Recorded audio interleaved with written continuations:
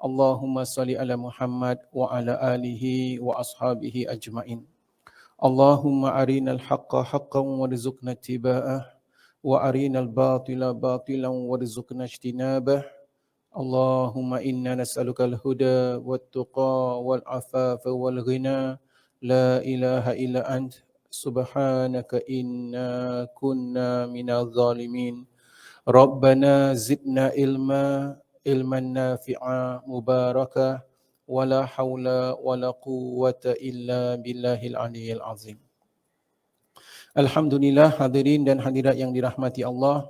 Pertama sekali marilah kita memanjatkan kesyukuran kepada Allah Subhanahu wa taala kerana dengan limpah kurnianya serta taufik dan hidayah yang Allah Subhanahu wa taala kurniakan kepada kita, dapat kita bersama-sama sekali lagi pada pagi yang mulia ini untuk kita meneruskan pengajian dan perbincangan kita, di mana pada pertemuan kita yang lalu kita sedang kupaskan di dalam masalah perkara-perkara yang berhubung kait dengan solat Jumaat, dan kita telah masuk perbincangan di dalam masalah khutbah Jumaat. Jadi pada pertemuan kita yang lalu telah kita bincangkan bersama perkara-perkara yang berhubung kait dengan khutbah Jumaat, dan kita telah sampai ke muka surat 214. Betul ya?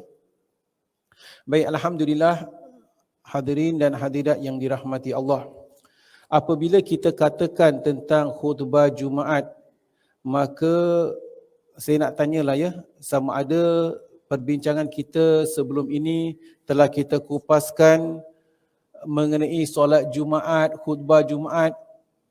Kita berpeluang tak untuk mengikuti khutbah Jumaat di sama ada di TV One atau di Warna semenjak beberapa minggu yang lalu, supaya dapat kita relatekan tentang solat Jumaat dan khutbah Jumaat. Ya, kalau dapat bagus juga supaya kita dapat lihat apa yang kita kupaskan bersama, insya-Allah.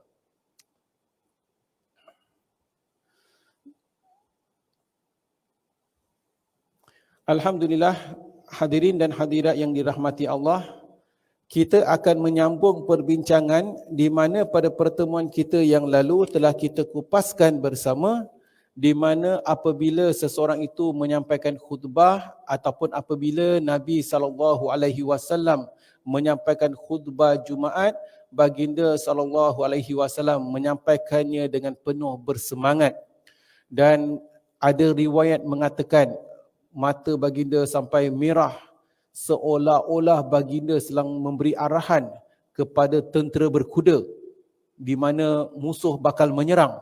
Demikianlah bersemangatnya Nabi SAW. Tujuan kita belajar di sini adalah supaya kalau sekiranya kita dengar ada sebahagian orang yang memberi komentar, kenapa khatib ini menyampaikan khutbah Jumaat macam seolah-olah macam marah-marah ke macam bersemangat, relax lah. Oh, dia bukan masalah dia bersemangat ke dia nak marah-marah, tetapi mungkin dia ingin mengikuti sunnah Nabi SAW di mana baginda SAW menyampaikan khutbah Jumaat dengan penuh bersemangat demikian, dan bukanlah hanya lemah dan sebagainya. Jadi ada di antara jemaah yang suka dalam keadaan lemah lembut, ada jemaah juga yang suka bersemangat, dan masing-masing dengan cita rasa masing-masing. Namun janganlah kita mengkritik ada sekiranya khatib atau penceramah yang ingin menyampaikan khutbah dengan penuh bersemangat dan sebagainya. Demikian hadirin dan hadirat yang dirahmati Allah, antara perkara-perkara yang dapat kita kupaskan bersama. Alhamdulillah, perkara seterusnya adalah di mana kalau sekiranya seseorang sedang menyampaikan khutbah, kemudian ada perkara berlaku, boleh tak dia itu berhenti daripada khutbah yang dia sampaikan? Dia boleh melakukan sesuatu perkara yang lain ke tidak? Ini perkara F di muka surat 214. Penulis mengatakan, tajuk menghentikan khutbah kerana sesuatu perkara yang penting. Dari Buraidah radhiyallahu anhu katanya, ketika Rasulullah sallallahu alaihi wasallam menyampaikan khutbah kepada kami, tiba-tiba datanglah Al-Hasan dan Al-Husain berpakaian gamis merah dan berjalan bertatih-tatih, ya. Jadi kita orang Melayu fahamlah bahasa bertatih-tatih itu, mereka itu masih kanak-kanak. Maka Rasulullah SAW pun turun daripada mimbar lalu menggendong kedua-dua anak tersebut dan mendudukkannya di hadapannya. Baginda bersabda, di mana Nabi SAW menyebutkan, Sadaqallahu wa rasuluhu, sesungguh benarlah Allah dan Rasulnya. Innama amwalukum wa auladukum fitnah. Nazartu hadhaini sabi'aini yamshiyani ya'syarani falam asbir hatta qata'tu hadithi wa rafa'tuhuma. Rasulullah SAW mengatakan, telah benarlah apa yang dikatakan oleh Allah dan Rasul. Apakah dia? Innama amwalukum wa auladukum fitnah. Sesungguhnya innama amwalukum, sesungguhnya harta-harta kalian, wa auladukum, dan anak-anak kalian, fitnah, adalah fitnah. Kadang-kadang maksud fitnah itu maksudnya adalah penyebab diberikan ujian. Jadi harta-harta kita dan anak-anak kita kadang-kadang adalah sumber ujian. Jadi Nabi SAW mengatakan, tadi aku melihat kedua anak ini berjalan dan sepertinya seolah-olah hendak jatuh. Hingga aku tidak sabar lagi melihat begitu saja. Akhirnya aku menghentikan perbicaraanku dan kedua anak ini kemudian aku naikkan ke sini. Jadi Nabi SAW kemudian turun dan angkat bayi tersebut. Jadi maksudnya Nabi SAW sedang menyampaikan khutbah. Maka diperbolehkan sekiranya kita sedang sampaikan khutbah, bukan bererti khutbah itu seorang yang sedang menyampaikan khutbah terikat dan tak boleh melakukan sesuatu perkara yang lain. Bom meletup ke, masjid nak runtuh ke, terus sampaikan ni, tak boleh. Dia bukan demikian. Dia boleh hentikan dan dia boleh menyebutkan perkara-perkara yang sampingan, perkara-perkara sampingan yang perlu disentuh, katakan.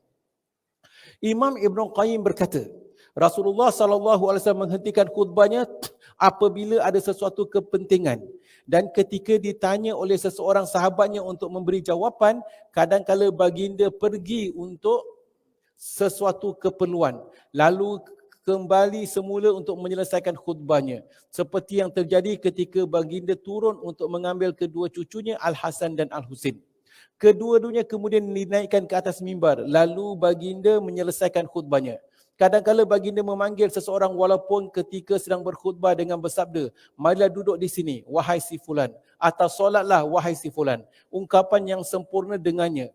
Beliau memerintahkan sesuatu kepada kaum muslimin sesuai dengan suasana dan keadaan yang sedang berlaku.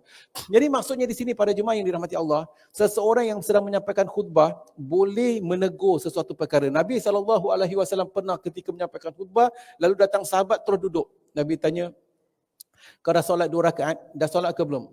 Maka dia kata belum.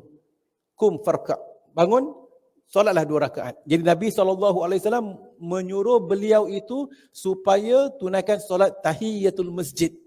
Walaupun Nabi sedang berkhutbah. Jadi kadang-kadang Nabi berbicara, maka diperbolehkan.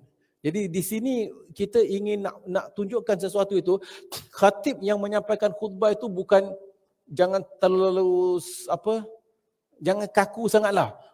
Baca teks kemudian tak boleh, apa pun berlaku biarkan saja, tak boleh. Bukan demikian. Sepatutnya beliau itu sedang berbicara dengan jemaah.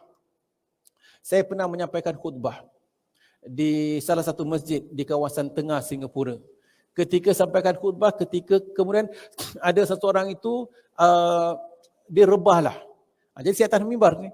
Maka saya katakan para jemaah tolong ketepikan, maksudnya apa, kipaskan beliau sedikit dan kalau perlu bawa ke belakang. Jadi ustaz nak sampai khutbah berbicara, ya boleh berbicara, tak ada masalah. Jadi maksudnya itu penting. Jadi khutbah tu bukan terlalu rigid, tak, bahkan perlu berbicara, dan itu yang sewajarnya. Di mana ramai di antara para khatib sekarang menyampaikan khutbah tidak berbicara tetapi macam membaca warta berita, maaf kata inverted commas lah, marah pula nanti. Jadi penting kita berbicara, kita bukan baca watika ke baca warta berita atau sebagainya sehingga kadang-kadang kurang menjiwai khutbah yang disampaikan atau kurang berkomunikasi. Ini contoh. Sebab tu kadang-kadang jemaah tidur ataupun tak dapat konsentrate kerana tidak ada ikatan macam gitu, ya. Demikian para jemaah. Jadi sewajarnya lah, ini terutama sekali kalau kelas ni untuk kaum muslimin, baik supaya mereka dapat mendengar, dan bagi mereka-mereka para khatib, khutbah, para asatidzah, mereka-mereka menyampaikan khutbah, boleh melihat perkara sedemikian. Jadi kita sedang berbicara. Kalau sedang khutbah, katakan, kalau contohlah sedang khutbah, kalau perlu ada sesuatu yang tak betul, katakan, khatib boleh sentuh, boleh tegur kan. Cuma kita kena berhati-hati jugalah, sebab orang kita sekarang ni kalau tegur sembarang nanti kecil hati pula.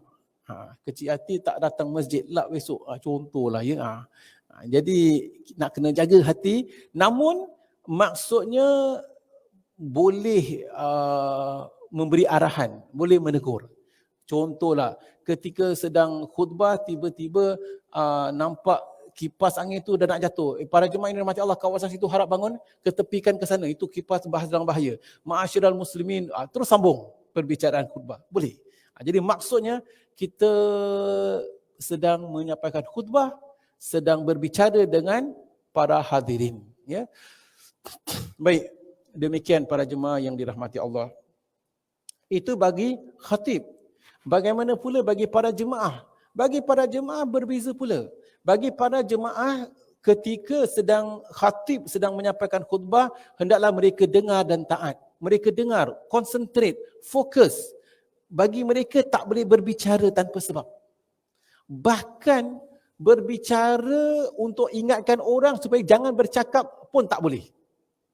Diam pun tak boleh. Kerana apa? Kita disunatkan fokus apa yang disampaikan oleh khatib yang sedang menyampaikan khutbah.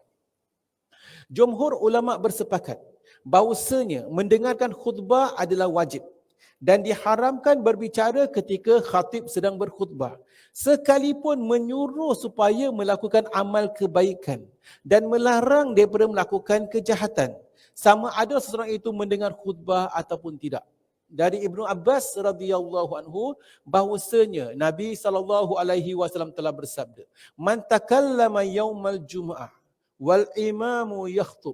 Barang siapa yang berbicara pada hari Jumaat ketika imam sedang berkhutbah, fahuwa kal himari yahmilu asfara walladhi yaqulu lahu ansit la jum'ata lahu. Jadi barang siapa yang berbicara ketika imam sedang memberi khutbah, maka orang itu ibarat keldai yang membawa kitab. Sedangkan barang siapa yang mengingatkan orang lain dengan berkata ansit, diam kamu, maka tidak sempurnalah Jumaatnya. Jadi demikian pada jemaah yang dirahmati Allah. Apa maksud keldai yang membawa kitab? Antara lain kalau kita lihat keldai, dia bawa kitab tu tak ada kemanfaatan. Maksudnya kitab itu tidak memberi kemanfaatan kepada beliau langsung. Bawa saja setakat tunaikan solat Jumaat lah antara lain. Jadi maksudnya di sini ketika khatib sedang menyampaikan khutbah tidak boleh berbicara. Dari Abdullah bin Amr bahawasanya Nabi SAW bersabda, orang yang menghadiri solat Jumaat ada 3 golongan. Ya. Yahdurul Jum'ata thalathu nafar. Orang yang tunaikan solat Jumaat ada terbagi kepada 3 golongan. Pertama, seorang yang menghadirinya dan berkata-kata. Dengan percakapannya maka itulah bagian daripada Jumaatnya. Jadi ketika dia sampai khatib menyampaikan khutbah, dia berbicara. Apa yang dia dapat? Dia dapat talking. Dia dapat berbicara lah. Itu yang dia dapat. Kedua, seseorang yang menghadirinya dan berdoa kepada Allah, kemudian berserah diri kepadanya, maka sama ada dimakbulkan atau tidak. Ketiga, seseorang yang menghadirinya dengan diam, mendengarkan, tidak melangkahi bahu seorang Muslim pun dan tidak pula mengganggu orang lain, maka solat Jumaatnya menjadi penebus dosanya sehingga Jumaat berikutnya dan ditambah lagi dengan 3 hari. Kerana Allah Subhanahu Wa Taala telah berfirman, man jaa bil hasanah falahu asyru amsalihha. Barang siapa melakukan satu kebaikan, maka baginya pahala tersebut diperlipat kali gandakan 10 kali. Demikian para jemaah yang dirahmati Allah, apa yang disebutkan di sini. Jadi bagi orang yang tunaikan salat Jumaat ada 3 golongan. Satu, ketika khatib menyampaikan khutbah, dia berbicara, apa yang didapat? Didapat perbicaraan tersebut. Satu lagi, dia berdoa, apa yang didapat? Didapat doa tadilah. Maka berdoa bukan pada tempat untuk membaca doa pun bukan satu perkara yang baik. Jadi ketika khatib sedang menyampaikan khutbah, hendaklah dengar dan konsentrate. Jadi dalam hadis ini disebutkan, bagi mereka yang ketiga tadi dia mendengar khatib menyampaikan khutbah, dia konsentrate dan dia juga tidak melangkahi bahu-bahu. Kita dah belajar dah. Apa maksud tidak melangkahi bahu-bahu? Awak datang lewat, jangan terus langkah sampai ke depan. Bagi dia kafarah, bagi dia diampunkan dosa. Dari Jumaat tersebut sampai Jumaat berikutnya ditambah lagi 3 hari. Ini contoh pada jemaah yang dirahmati Allah. Dari Abu Hurairah radhiyallahu anhu bahwasanya Nabi SAW telah bersabda, "Wa idza qulta li sahibika yaumal jum'ah wal imamu yakhthub ansit faqad lagaut." Barang siapa yang berbicara dengan temannya ketika khatib sedang menyampaikan khutbah, ansit, maksud diam, maka dia telah melakukan perkara sia-sia. Maksudnya, jadi ketika khatib sedang menyampaikan khutbah, dia berbicara supaya orang lain diam, pun bukan satu perkara yang baik. Pedulikan orang lain, fokus. Ini contoh pada jemaah. Jadi kita kena lihat, ketika khutbah itu disampaikan, tak ada perkara yang lain harus dilakukan, tetap kecuali dengarkan khutbah. Ada sebagian bertanya, pernahlah masuk kat surat khabar ke artikel, dia kata Nabi SAW melarang seseorang itu daripada berkata-kata. Apa kata? Saya tak berkata-kata. Tetapi dia main handphonenya ke, atau menjawab WhatsApp atau message atau sebagainya. Sebenarnya itu juga dilarang. Kerana maksudnya bukan setakat berkata-kata, tetapi maksudnya ketika khatib sedang menyampaikan khutbah, dia tidak boleh melakukan apa juga perkara yang boleh distract daripada apa yang disampaikan oleh khatib. Jadi dia kena fokus, tak boleh buat distraction. Kalau dia berbicara, tak boleh berbicara. Kalau dia hantar WhatsApp sekalipun, itu juga perbicaraan melalui alam maya. Perbicaraan bukan daripada kata-kata, tetapi tangannya telah didistractkan dengan apa yang disampaikan oleh khatib tadi. Bukan hanya demikian, ketika khatib menyampaikan khutbah juga tak boleh lakukan apa juga perkara di mana katakan ada orang datang lewat, dia solat 2 rakaat dulu. Dia kena solat 2 rakaat walau khatib sedang menyampaikan khutbah. Lepas solat dia pun duduk, lalu dia salam yang kanan, salam yang kiri pun tak wajar. Awak datang lewat, dahlah awak lewat. Jangan distract orang lain pula. Tapi Ustaz ni setakat bersalaman. Bersalaman adalah distraction. Tak boleh buat apa juga distraction ketika khatib sedang menyampaikan khutbah. Apa juga distraction. Sedangkan orang ni, dia nak berdakwah. Apa dakwahnya? Orang lain berbicara. Dia kata, ansit, uskut, ansit, diam. Pun boleh tak? Tak boleh. Sekarang ini ibadah yang paling mulia adalah dengar khatib sedang menyampaikan khutbah. Bukan dakwah, bukan apa. Dengar khatib yang sedang menyampaikan khutbah. Dalam nokta ini, begitu juga dengan apa juga perkara. Maksudnya, walau untuk ajak orang menderma. Perkara ini seringkali saya tekankan. Ada sebagian masjid, lil asaf, sangat menyedihkan. Ketika khatib sedang menyampaikan khutbah, masih lagi adakan tabung bergerak. Hukumnya haram. Tak boleh adakan tabung bergerak kalau khatib sedang menyampaikan khutbah. Bagi masjid-masjid, para penyelia, ahli jawatan kuasa masjid, kalau dengar mesej ini, ingat, kena hentikan amalan tersebut. Tapi Ustaz, ini hanya untuk galakkan orang derma. Galakkan orang derma ada masanya. Ada waktunya. Tabung masjid ada. Kat luar nanti orang keluar nak derma silakan. Tetapi ketika khatib menyampaikan khutbah, stop segala apa juga perkara kecuali dengan khutbah yang disampaikan. Walau berdakwah tak boleh. Dakwah maksudnya nampak dengar orang lain cakap, diam. Tak boleh. Fokus. Ini contoh amalan-amalan yang kadang-kala ditinggalkan. Dan menyediakan, masih ada masjid-masjid di Singapura ini yang ketika khatib sedang menyampaikan khutbah, satu masa dahulu dia buat tabung bergerak, tabung pas. Distraction, tak boleh. Orang tak faham, saya pernah menegur perkara ini. Ada sebahagian masjid, sebahagian jemaah, sebahagian ahli jawatan kuasa tak faham. Kerana mereka kurang belajar, maaf katalah. Cuba lihat, cuba hayati message apa yang disampaikan oleh Nabi SAW apabila menyebutkan perkara ini. Jadi suatu masa dahulu dia buat tabung, kena pas. Sekarang ada pula konsep baru, tabung tu dia buat roda. Ini kaum muslimat tak nampak lah. Jadi sedang duduk, jadi pas, tolak saja. Ini contoh. Saya pernah jadi sedang duduk sebagai jemaah, sampai tolak tu tepat saya biarkan buat bodoh. Cuma masalah kiri kanan jemaah pula, pasal ni pasal tak bergerak pula. Hasbunallahu wa ni'mal wakil. Yang salah siapa? Ahli jawatan kuasa masjid. Kerana mengadakan tabung bergerak sedemikian. Tak boleh para jemaah yang dirahmati Allah. Apatah lagi kalau ada budak bawa tabung sambil jalan. Tak boleh, itu semua perkara yang mengganggu.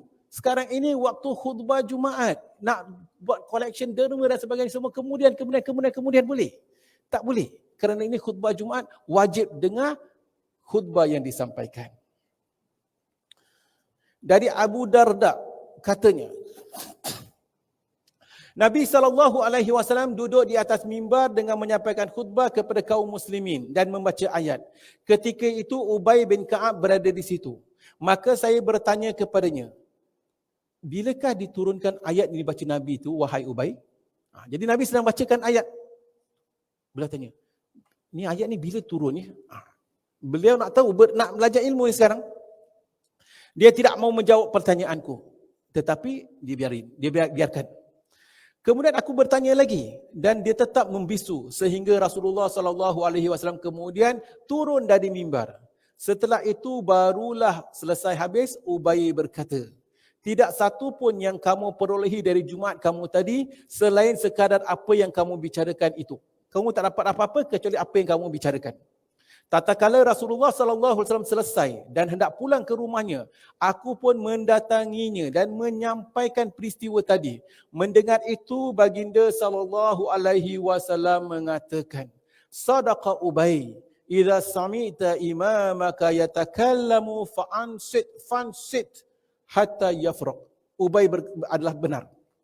Apabila kalian mendengar imam berkhutbah, maka hendaklah kalian dengar, diam, sehingga imam habis menyampaikan khutbahnya. Imam Syafi'i dan Imam Ahmad, ada sebagian ulama membezakan antara seseorang yang mendengar khutbah dengan seseorang yang tidak mendengarnya. Jika dapat mendengarnya, maka diharamkan berbicara. Sebaliknya, jika tidak dapat mendengarnya, tidaklah diharamkan berkata-kata, walaupun berdiam diri tetap disunatkan. Bagaimanakah masalah? Katakan masjid besar. Zaman dahulu mungkin tak ada mikrofon lah, tak ada speaker. Yang dengar bahagian depan, yang kat belakang tak dengar. Apa hukumnya? Mengikut sebagian ulama, yang dengar tu wajib dengar dan taat. Tetapi yang kat belakang memang dah tak dengar dah, tak ada speaker. Maka bagi mereka, kalau dia berbicara tak mengapa maksudnya, pasal dia tak dengar. Namun diam itu adalah lebih afdal kerana khatib sedang menyampaikan khutbah. Sebaliknya, jika tidak dapat mendengarnya, tidaklah diharamkan berkata-kata, walaupun berdiam itu lebih afdal, disunatkan. Mengikut Imam Tirmizi pula meriwayatkan bahawa pendapat Imam Ahmad dan Ishaq bahawasanya dibolehkan menjawab salam dan menjawab tahmid dari seseorang bersin walaupun imam sedang berkhutbah. Baik, ada sebagian ulama katakan kalau ada seorang beri salam, boleh dia menjawab. Namun ingat, sebaiknya adalah diam itu lebih afdal. Imam Syafi'i berkata, Jika seseorang bersin dan kemudian bertahmid, dia sneeze, lalu dia baca Alhamdulillah.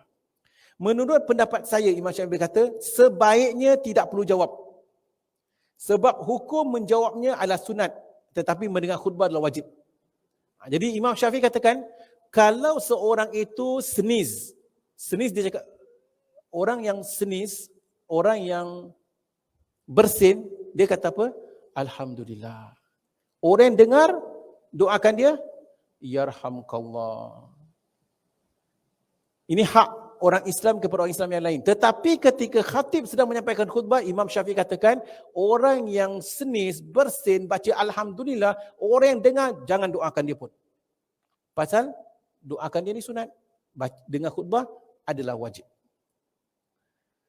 Namun Imam Syafi'i mengatakan, tetapi sekiranya seseorang memberi salam pada orang lain, meskipun pada pendapat saya sebaliknya tetap dijawab. Kerana hukum memberi salam adalah sunat, manakala hukum menjawabnya adalah wajib. Dibolehkan berbicara ketika di luar waktu khutbah. Imam Syafi'i mengatakan, kalau orang beri salam, boleh jawab. Cuma ada sebagian ulama katakan, beri salam pun jangan jawab. Kerana in the first place, orang ni tak wajar beri salam. Tak perlu beri salam. Fokus. Ya? Apa saja perkara yang boleh distract daripada menyampaikan dengar khutbah, maka hukumnya adalah haram.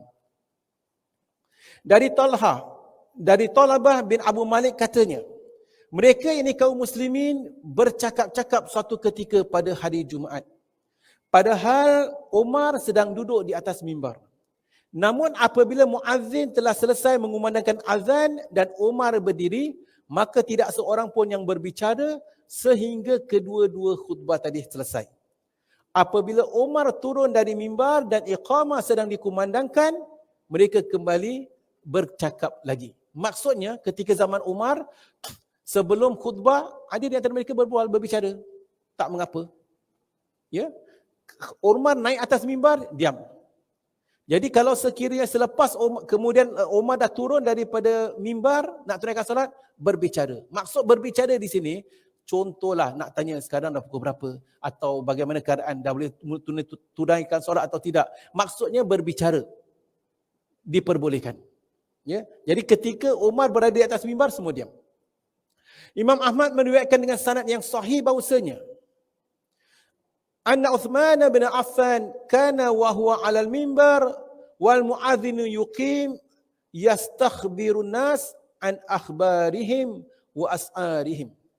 Uthman bin Affan ketika duduk di atas mimbar dan iqamah sedang dikumandangkan oleh muazzin, dia suka bertanya kepada kaum muslimin mengenai hal ehwal mereka dan juga harga-harga barangan di pasar. Maksudnya Uthman berbicara lah. Contohlah, selepas sampaikan khutbah, kemudian muazzin melaungkan azan untuk tunaikan solat iqamah, nampak sebagian sahabat, apa khabar? Alhamdulillah. Jadi maksudnya diperbolehkan berbicara selepas menyampaikan khutbah. Bukan untuk kita wajib berbicara, bukan. Perbincangan kita di sini adalah ketika khutbah tak boleh berbicara. Tak boleh tanya khabar, tak boleh tanya apa semua. Apa khabar? Tak boleh. Datang lewat, Assalamualaikum, dari mana tadi? Ini bukan waktu nak tanya dari mana. Ini bukan waktu nak tanya dah makan ke belum makan. Ini bukan tanya lepas ni nak ke mana. Atas semua sabar. Ya? Kemudian boleh.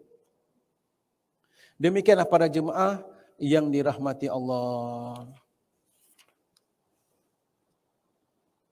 Baik. Jadi kalau kita lihat hadirin dan hadirat yang dirahmati Allah,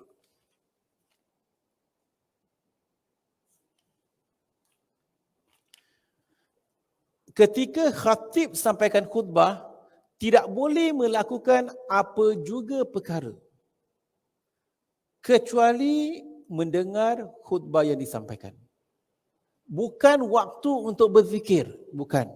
Bukan waktu nak baca Quran pun bukan. Ini menunjukkan amalan sesuatu perkara itu dikatakan ibadah yang diterima oleh Allah kalau dia itu menepati syariat Islam. Ibadah yang baik, amalan yang baik hanya dikira sebagai ibadah yang diterima kalau bersesuaian dengan syariat Nabi. Kalau kita buat sesuatu yang tidak bersesuaian, ianya ditolak. Contoh, baca Quran baik ke tidak? Baca Quran baik. Baca Quran hanya dikatakan dapat pahala kalau sesuai dengan syariat Islam. Kita duduk dalam toilet, kita baca Alif Lam Mim. Boleh tak? Dosa. Kenapa? Bukan semua amalan yang baik itu dikira ibadah. Dia kena bersesuaian dengan syariat Nabi. Begitu juga, khatib sedang sampaikan khutbah, dia khusyuk sangat, tak boleh lepas daripada baca Quran. Ketika khatib sedang sampaikan khutbah, dia baca Quran ke ataupun test hafalannya, bukan waktunya. Ini contoh para jemaah yang dirahmati Allah. Jadi tak dapat pahala bacaan Quran tadi kerana bercanggah. Waktu ini tujuannya adalah untuk mendengar khatib menyampaikan khutbah. Begitu juga bukan waktu untuk suruh orang diam. Begitu juga bukan waktu untuk galakkan orang menderma. Khatib sedang sampaikan khutbah. Begitu juga dilarang khatib ketika sedang sampaikan khutbah, kat sana di luar masjid ada orang yang masih lagi berjual beli. Berjual beli kerana apa? Masjid kita hari Jumaat, alhamdulillah lah, kerana memandangkan hari Jumaat sebahagian pekerja tu tak boleh pergi, tak sempat pergi kantin, maka masjid-masjid ada siapkan juadah di luar. Baik, alhamdulillah memudahkan jemaah. Tetapi kena ingat, jual beli tersebut perlu dihentikan apabila khatib naik atas mimbar. Ni bagi mereka yang mentadbir masjid, bagi mereka yang ada jual beli, yang menjual makanan atau sebagainya di masjid atau sebagainya. Once khatib naik atas mimbar, Allah SWT berfirman, Ya ayyuhalladzina amanu, wahai orang-orang yang beriman, idza nudiya lis-salati min yaumil jum'ah fas'au ila dzikrillah. Apabila telah dikumandangkan laungan untuk tunaikan solat pada hari Jumaat, maka bersegeralah mengingati Allah. Fas'au ila dzikrillahi wa dharul bai', dan tinggalkan jual beli. Allah Ta'ala katakan tinggalkan jual beli, berarti tidak boleh ada jual beli apabila telah dikumandangkan laungan pada hari Jumaat. Bilakah yang tak boleh berjual beli? Apabila khatib ni atas mimbar. Dah tak boleh ada jual beli, dah tak boleh berbicara. Tetapi kadang-kadang kita lihat di sebahagian masjid sangat menyedihkan. Ketika khatib sedang menyampaikan khutbah, di luar masih jual beli makan dan minum, dan ada jemaah yang masih makan, ada jemaah yang masih beli. Haram hukumnya. Ini contoh pada jemaah kerana mungkin kurang memahami. Perkara ini hadirin dan hadirat yang dirahmati Allah. Ketika saya bertugas sebagai imam eksekutif daripada tahun 2002 sampai 2005 di Masjid Kampung Siglap. Seberapa yang terdaya saya cuba lakukan apa yang termampu. Seberapa yang terdaya kita belajar, kita cuba laksanakan. Perkara-perkara sebagainya telah saya sebutkan. Dan antara perubahan yang saya buat adalah selepas khatib naik atas mimbar, segala jual beli perlu dihentikan. Biasalah orang tak happy. Yang tukang jual tak happy, yang beli yang datang, Ustaz, tak ada time nanti Ustaz. Jadi macam mana? Ini arahan Allah Subhanahu Wa Taala. Dan ini sunnahnya. Tak boleh buat demikian. Jadi mula-mula kita baru buat perubahan tersebut. Khatib ni atas mimbar masih berjual beli demikian. Jadi terpaksa kita terpaksa bertemu dengan orang-orang yang menjual di kawasan masjid. Okey, baik. 5 minit sebelum azan semua kena get ready. Azan sahaja belum sampai, khatib belum naik atas mimbar, kerana azan lebih kurang ada 5 minit, 10 minit. Mereka tunaikan solat 2 rakaat. Azan saja saya kata semua kena tutup. Minta maaf, tutup. Jadi lama kelamaan mereka memahami. Jadi ketika dah tutup, yang jual tu kalau muslimat, dia nak bungkus-bungkus ke apa, silakan. Awak muslimat tak tunaikan solat. Tapi yang muslimin tak boleh beli. Tak boleh beli, kalau nak beli before azan. Once dah azan tak boleh beli. Dan kedai kena tutup. Letak plastik tutup. Leceh betulnya. Kerana kita dah terbiasa dengan tak pedulikan sebahagian perkara-perkara yang sewajarnya. Dan maaf kata, ada di antara kita mungkin sebagai sukarela masjid, mungkin kita rasa tak pernah Ustaz, senang untuk bantu. Dia bukan apa. Khatib sampaikan khutbah, kena dengar dan taat. Bukan hanya demikian, Allah Ta'ala menyebutkan dalam surah Al-Jumu'ah, fas'au ila zikrillahi wa dharul bai', dan bersegeralah mengingati Allah dan tinggalkan jual beli. Tinggalkan. Jadi kita nak buat jual beli kawasan masjid lagi. Tak boleh pada jemaah yang dirahmati Allah Subhanahu Wa Taala. Ini contoh. Banyak perkara yang mungkin perlu kita renungkan semula. Jadi daripada kupasan kita ini, kita tahu ketika khatib sedang menyampaikan khutbah sedang disampaikan, tak boleh ada apa juga perkara yang distraction seperti tabung bergerak, jual beli di luar dan sebagainya. Ustaz kata ketika khatib sedang menyampaikan khutbah, tak boleh berbicara langsung. Saya pergi Masjidil Haram, saya pergi Masjid Nabawi, datang lewat, khutbah sedang disampaikan, ketika nak masuk, security tu check. Dia kata, buka, open. Dia check bag saya. Jadi dia berbicara ni macam mana? Para jemaah yang dirahmati Allah, perlu kita lihat, di dalam sebuah negara Islam katakan, pada hari Jumaat, memang diwajibkan mendirikan solat Jumaat. Akan tetapi, ada sebahagian orang itu diwajibkan untuk menjaga keselamatan. Bagi dia, golongan ini katakan, satu minggu awak tim A tunaikan solat, tim B bertugas. Minggu depan tim B solat Jumaat, tim A bertugas. Dan orang yang perlu bertugas, hari itu dia bertugas, dia gugur solat Jumaat daripadanya, maka dia tak wajib tunaikan solat Jumaat, maka dia perlu bertugas, pada ketika itu dia wajib menjaga keselamatan negara. Keselamatan para jemaah yang lain. Kalau dia tugas dia untuk check bag, maka dia boleh check, buka dan sebagainya. Begitu juga ketika solat Jumaat itu, kalau dalam negara Islam, semua orang beragama Islam, bagaimana dengan ahli bomba? Dia kena standby. Bagaimana dengan polis? Dia kena standby kat luar. Dia tak dapat tunaikan solat Jumaat. Bagaimana dengan para doktor yang berada di hospital? Maka di sini diperbolehkan ada tim A, tim B. Dan ketika awak ni bertugas, gugur kewajipan solat Jumaat awak pada minggu tersebut, maka segala pantang larang berbicara dan sebagainya tidak dikenakan ke atas awak. Jadi para petugas security di Masjid Nabawi dan Masjidil Haram, maka mereka diperbolehkan melaksanakan tugas mereka dan berbicara. Perbincangan kita ini adalah bagi para jemaah yang menghadiri solat Jumaat tersebut.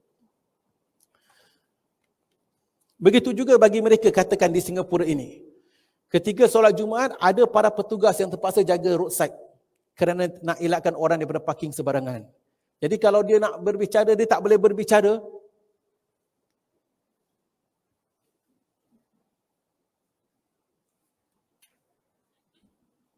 Macam nak cakap apa? Khatib sedang sampaikan khutbah. Apa ni? Tak boleh park sembarang. Macam nak cakap? Jadi dimaafkan bagi mereka yang melaksanakan tugas. Ya. Baik, demikianlah para jemaah yang dirahmati Allah. Perbincangan kita adalah ketika khatib sedang menyampaikan khutbah, perlu dengar dan taat. Semoga mesej ini dapat sampai kepada mereka-mereka yang perlu mengetahuinya. H. Sempat mengerjakan solat Jumaat 1 rakaat atau kurang daripada 1 rakaat. Para jemaah yang dirahmati Allah, ada sebagian jemaah itu mereka kelewatan datang masjid.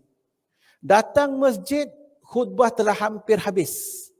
Kalau khutbah dah hampir habis, masuk masjid, terus bangun, kalau dah habis khutbah, tunaikan solat.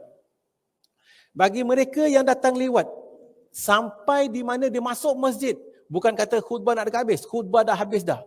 Bahkan imam dah mula solat dah.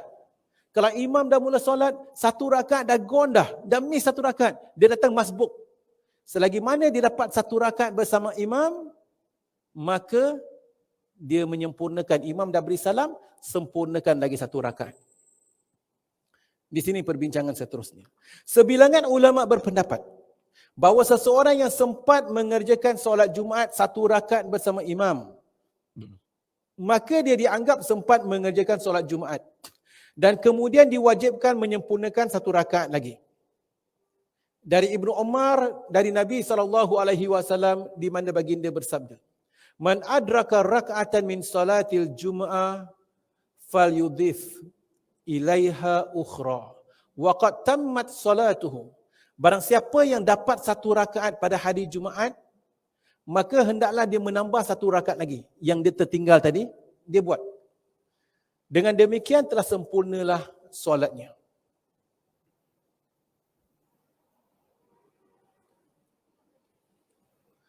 Dari Abu Hurairah radhiyallahu anhu bahwasanya Nabi SAW ada bersabda, "Man adraka minas salati rak'atan faqad adrakaha kullaha."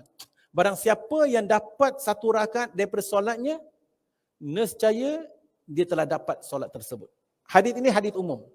Kalau kita tunaikan solat zuhur, dah hampir habis waktu, kita dapat 1 rakaat, berarti solat kita tunai. Walaupun perkara itu tidak dianjurkan. Jangan sampai solat terlalu lambatlah, terlalu lewat. Cuma for the sake of discussion, kalau sekiranya kita dapat tunaikan solat 1 rakaat dalam waktu, dapatlah kita solat tersebut dikira sebagai tunai. Dan bagi mereka yang tunaikan solat Jumaat, dapat 1 rakaat bersama imam, imam beri salam, sempurnakan lagi 1 rakaat. Dia dikira sebagai masbuk. Seorang yang sempat mengerjakan kurang daripada 1 rakaat, menurut pendapat sebilangan ulama, orang itu dianggap sempat mengerjakan solat Jumaat. Orang itu tidak dianggap sempat mengerjakan solat Jumaat. Maka dia wajib mengerjakan solat zuhur sebanyak 4 rakaat dengan niat solat Jumaat. Ibnu Mas'ud menyebutkan, barang siapa sempat mendapati 1 rakaat, maka hendaklah meneruskan 1 rakaat lagi. Tetapi orang yang tidak mendapati kedua-dua rakaat, hendaklah menyempurnakan solat sebanyak 4 rakaat. Maksudnya, ada orang datang lewat, solat Jumaat 2 rakaat. Dia datang lewat, masuk saja, imam pun Allah, ataupun sami Allahu liman hamida. Dia masuk, Allah, dah miss. Dia takbiratul ihram, Allahu Akbar. Imam Allahu Akbar, imam rukuk, imam sujud, dia pun sujud. Dia dah tak dapat walau 1 rakaat, imam dah rakaat kedua. Maka mengikut sebagian ulama, orang ini selepas imam beri salam, dia buat 4 rakaat zuhur. Kenapa 4 rakaat zuhur? Kerana solat Jumaat 1 rakaat pun tak dapat. Kalau dia dapat 1 rakaat tadi, dapat join sebelum rukuk, dia dapatlah Jumaat, dia hanya tambah 1 lagi rakaat. Ibnu Umar berkata, jika kamu mendapati 1 rakaat solat Jumaat, maka teruskanlah 1 rakaat lagi. Tetapi apabila kamu sempat mendapati jemaah sudah solat, sudah duduk tasyahud, maka kerjakanlah solat sebanyak 4 rakaat. Inilah mazhab Syafi'i, Maliki, Hambali dan Muhammad bin Al-Hasan. Demikian. Ya, jadi inilah pendapat jumhur ulama apa yang perlu dilakukan. Imam Abu Yusuf dan Abu Hanifah berpendapat bahawasanya sesiapa sempat mendapat imam sedang membaca tasyahud, maka orang itu berarti masih sempat mengerjakan solat Jumaat. Oleh itu hendaklah dia mengerjakan solat 2 rakaat saja setelah imam memberi salam. Dengan demikian solat Jumaatnya tetap sah.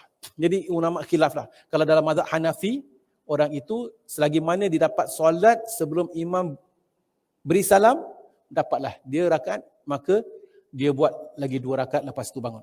Okay? Tetapi kalau dalam mengikut jumhur ulama, once jemaah yang datang lewat takbiratul ihram, tak dapat rukuk bersama imam, miss kedua-dua rakaat, maka dia buat 4 rakaat. Jadi kalau dah dalam sedemikian halnya, seseorang yang kelewatan, apabila dia masuk ke dalam masjid, ini memberi nasihat juga kepada kaum muslimin, apabila masuk ke dalam masjid dah lewat, maka kalau dia nak berwuduk, ringkaskan wuduk.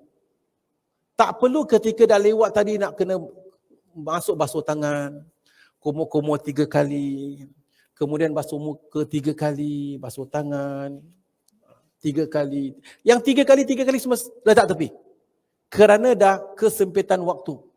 Masuk saja lakukan yang wajib. Kita dah belajar wajib. Apa itu wajib? Wajib yang rukun-rukun wuduk.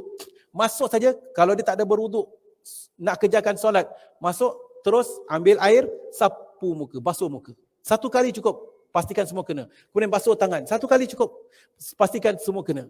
Basuh tangan kiri, terus sapu kepala, terus basuh kaki, terus tunaikan solat. 20 saat siap. Atau 10 saat dah ready masuk solat. Begitu juga kalau katakan para jemaah, tak kira waktu apalah, terutama sekali ketika solat Jumaat, kalau dah lewat, tengok jemaah nak berwuduk, ramai sangat orang. Ataupun kita kaum muslimat juga, ketika ada satu majlis, kita tengok ramai jemaah, kita jangan take our own sweet time lah. Ketika berwuduk, boleh tinggalkan perkara-perkara yang disunatkan. Tak perlu komo-komo pun tak apa. Terus basuh muka. Kalau nak komo-komo sekali, silakan. Basuh muka satu kali, semua buat satu kali. Cukup, buat yang rukun. Jadi yang lain, yang sunat-sunat semua, kita tinggalkan. Kerana apa? Jemaah ramai di belakang. Jadi kita sebagai jemaah tu menjadi jemaah yang peka, prihatin, tahu menyesuaikan diri. Ketika tak ada apa-apa, tak ada zahmah, tak ada crowd, tak ramai jemaah, nak berwuduk 3 kali kat rumah, silakan. Tetapi dalam keadaan jemaah yang ramai, sedang line up, sedang queue up dan sebagainya, nescaya kita ringkaskan wuduk kita.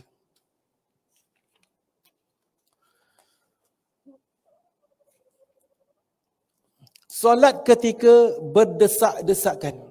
Imam Ahmad dan Imam Baihaqi meriwayatkan dari Sayyar katanya, aku pernah mendengar Umar ketika sedang berkhutbah berkata, Rasulullah SAW mendirikan masjid ini dan kami semua bersamanya, baik daripada golongan muhajirin maupun ansar.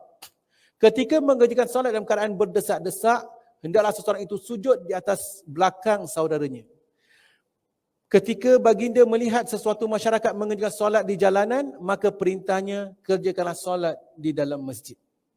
Jadi maksudnya, katakan ketika solat itu terlalu ramai sangat orang, kita lakukan apa saja yang termampu sehingga kalau kita jemaah tu terlalu ramai, sehingga nak sujud tak ada tempat, kita kita sujud atas kena bahagian belakang jemaah yang berada di hadapan pun dimaafkan. Itu kalau betul-betul darurat lah. Ya. Kat Singapura insya-Allah tak ada sampai berlaku perkara demikian, kita buat demikian orang marah. Ya. Jadi maksudnya kita tahulah, ada juga kalau kita pernah melihat satu keadaan ramai sangat jemaah, ada jemaah sampai sujud di belakang bahagian jemaah punya belakang, kita tahu ada, pernah berlaku. Maka kita dapat memahami. Solat sunat sebelum dan sesudah Jumaat. Bab terakhir. Solat Jumaat sebelum dan sesudah Jumaat. Sebelum solat Jumaat ada tak dia solat sunat? Sesudah solat Jumaat ada tak solat sunat? Baik. Penulis mengatakan, disunatkan mengerjakan solat sunat sebanyak 4 atau 2 rakaat selepas mengerjakan solat Jumaat. Dari Abu Hurairah radhiyallahu anhu bahwasanya Nabi SAW bersabda, man kana minkum musalliyan ba'dal jum'ah falyusalli arba'an. Barang siapa nak tunaikan solat Jumaat, solat sunat selepas solat Jumaat, tunaikanlah solat 4 rakaat. Jadi afdalnya kalau nak tunaikan solat sunat selepas Jumaat, buat 4 rakaat. 2 rakaat salam, 2 rakaat salam. Dari Umar katanya, kana Rasulullah sallallahu alaihi wasallam yusalli yaumal jum'ah rak'ataini fi baitihi. Nabi sallallahu alaihi wasallam pernah tunaikan solat sunat selepas Jumaat 2 rakaat di rumah baginda. Afdalnya telah kita belajar, solat sunat afdalnya adalah buat di rumah. Itu lebih afdal. Lepas solat balik rumah, sampai rumah tunaikan solat 2 rakaat. Tak kira solat Jumaat atau solat fardu isyak atau solat fardu zuhur. Kita tunaikan solat isyak di masjid, afdalnya jangan tunaikan solat ba'diyah di masjid. Balik rumah, tunaikan solat ba'diyah di rumah. Itu lebih afdal. Kerana kita dah belajar hadis-hadis yang lalu di mana solat sunat di rumah lebih afdal daripada dilakukan di masjid. Selain daripada itu, kita juga disunatkan supaya jangan dijadikan rumah kita ibarat perkuburan di mana tidak didirikan solat sunat dan sebagainya. Imam Ibnul Qayyim berkata, apabila selesai mengerjakan solat Jumaat, Rasulullah SAW masuk ke rumahnya dan mengerjakan solat 2 rakaat. Di samping memerintahkan kepada sesiapa pun yang ingin mengerjakan supaya mengerjakan solat sesudah Jumaat sebanyak 4 rakaat. Imam Ibn Taymiyah berkata, jika solat sunat dikerjakan di masjid, hendaklah dilakukan 4 rakaat. Jika dilakukan di rumah, 2 rakaat. Pada saya demikianlah perintah yang terkandung dalam hadis-hadis. Jadi kalau kita buat solat sunat ba'diyah Jumaat di masjid, buat 4 rakaat. Kalau solat sunat di rumah, buat 2 rakaat. Dan 2 rakaat di rumah tadi lebih afdal daripada yang 4 rakaat di masjid. Ibnu Umar pernah mengatakan, innahu idza shalla fil masjid salli arba'an wa idza shalla fi baitihi shalla rak'atain. Di mana beliau apabila mengerjakan solat di masjid, beliau akan tunaikan solat 4 rakaat. Apabila tunaikan solat di rumah, beliau akan tunaikan solat 2 rakaat. Dalam sahih Imam Bukhari dan Imam Muslim diriwayatkan daripada Ibnu Umar bahawasanya Nabi SAW mengerjakan solat sunat sesudah Jumaat 2 rakaat di rumahnya. Untuk Nabi, baginda tunaikan solat sunat 2 rakaat di rumah. Apabila seseorang mengerjakan solat sunat setelah Jumaat 4 rakaat, sebahagian ulama berpendapat dia mesti dikerjakan secara bersambung. Manakala sebahagian yang lain pula berpendapat hendaklah dikerjakan 2 rakaat dan dipisahkan dengan salam. Dan ada yang lebih utama, solat Jumaat tersebut dikerjakan dalam rumah. Seperti yang telah kita sebutkan tadi. Jika dikerjakan dalam masjid, hendaklah seorang berpindah dan mencari tempat lain dari tempat mengerjakan solat fardu Jumaat tadi. Jadi secara umum solat sunat adalah 2 rakaat salam, 2 rakaat salam lebih afdal. Kalau kita nak tunaikan solat sunat di masjid, afdalnya selepas solat fardu, kita pindah tempat lain. Maka tunaikan solat sunat. Ada sebagian ulama mengatakan supaya lebih banyak tempat kita sujud. Jadi setiap bumi di mana kita sujud itu akan naik saksi di hari akhirat kelak. Jadi afdalnya kalau kita masuk masjid, sebenarnya tak disunatkan setiap kali kita pergi very specific place. Untuk solat apa sekalipun. Tukar-tukar. Jadi ada lebih banyak tempat di mana kita sujud di atasnya. Adapun solat sunat sebelum Jumaat. Solat sunat sebelum Jumaat. Apa hukum tunaikan solat sunat sebelum Jumaat? Penulis mengatakan, Syekhul Islam Ibn Taymiyah rahimahumullah berkata, Nabi SAW tidak pernah melakukan solat apapun setelah azan Jumaat. Dan tidak seorang pun yang meriwayatkan masalah ini. Sebab azan pada masa Nabi SAW tidak dikumandangkan melainkan baginda sudah duduk di atas mimbar. Jika sudah duduk di atas mimbar, barulah Bilal menyerukan dan Nabi SAW lalu berkhutbah sebanyak 2 kali. Kemudian Bilal mengumandangkan iqamah dan selanjutnya Nabi SAW mengerjakan solat bersama para sahabat. Jadi tidak mungkin Nabi SAW dan kaum muslimin mengerjakan solat setelah azan. Begitu pula tidak seorang pun yang meriwayatkan bahawasanya baginda mengerjakan solat di rumahnya terlebih dahulu sebelum berangkat ke masjid. Malah beliau tidak pernah membatasi jumlah rakaat solat sebelum Jumaat. Sabda Nabi SAW hanyalah berisikan galakan supaya seseorang mengerjakan solat apabila datang ke masjid dan dilakukan tanpa ada batas tertentu. Sebagaimana contohnya Nabi SAW ada menyebutkan dalam hadis, man bakkara wa batakara wa masya wa lam yarkab wa shalla ma kutiba lahu. Barang siapa datang ke masjid lebih awal dengan berjalan kaki, bukan dengan menaiki kenderaan. Kemudian dia mengerjakan solat sunat semampunya. Baik, jadi maksudnya di sini adalah kalau sekiranya seseorang bertanya, ada tak di sana solat sunat sebelum Jumaat? Isu ini lebih kepada kaum muslimin lah. Kerana apa? Sekarang ni azan Zuhur pada hari Jumaat pukul 1. Pukul 1 dilaungkan azan Zuhur. Masalah, selepas azan nak tunaikan solat sunat ke tidak? Ada tak solat sunat qabliyah Jumaat? Mengikut sunnah, tak ada solat sunat sebelum Jumaat. Kerana apa? Di zaman Nabi SAW, apabila masuknya waktu Zuhur, Nabi keluar beri salam, Assalamualaikum warahmatullahi. Muadzin laungkan azan. Selepas muadzin laungkan azan, Nabi bangkit berkhutbah.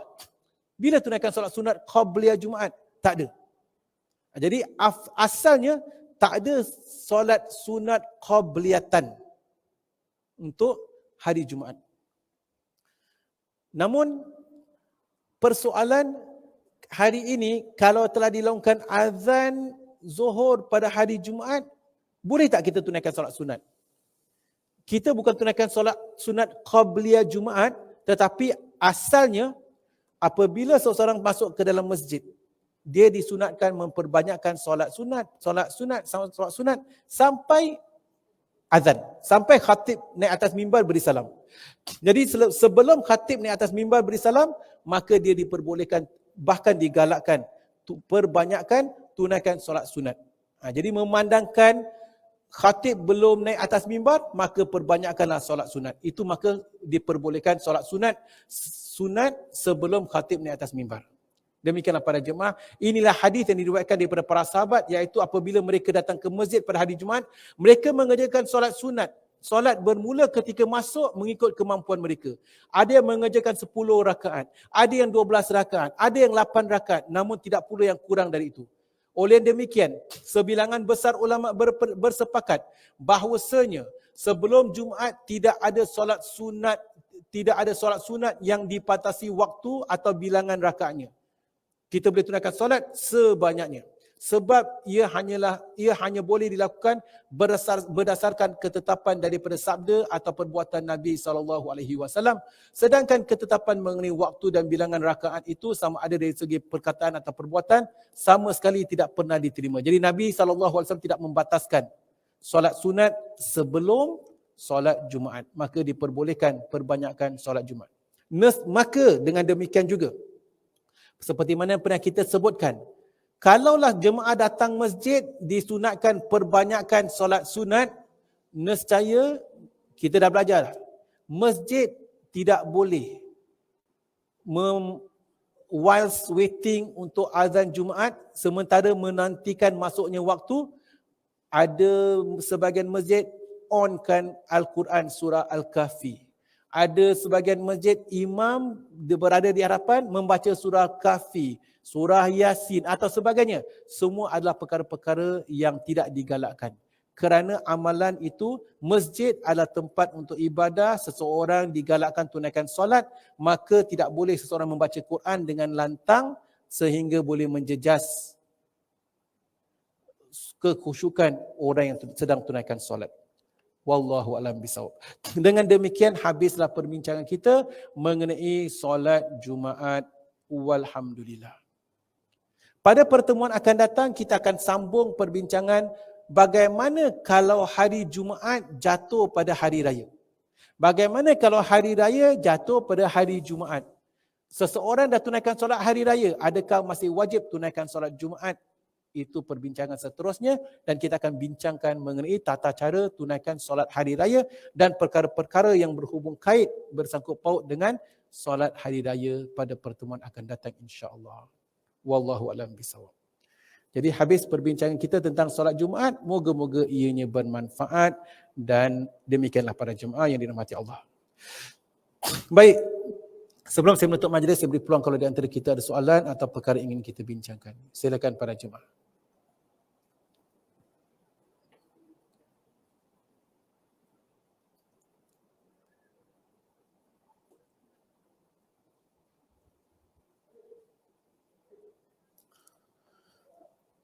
Sahabat kita Yaqub Bahrum, beliau bertanya, bagaimana pula kita membaca ayat Al-Quran yang tertera di skrin yang dibacakan oleh imam? Asalnya ketika seseorang sedang mendengar khatib menyampaikan khutbah, dia perlu lihat kepada khatib dan perlu konsentrat. Itu asalnya. Akan tetapi bagi sebagian jemaah dia tak faham apa yang disampaikan oleh khatib kerana dia English speaking. Khatib sampaikan bahasa Melayu.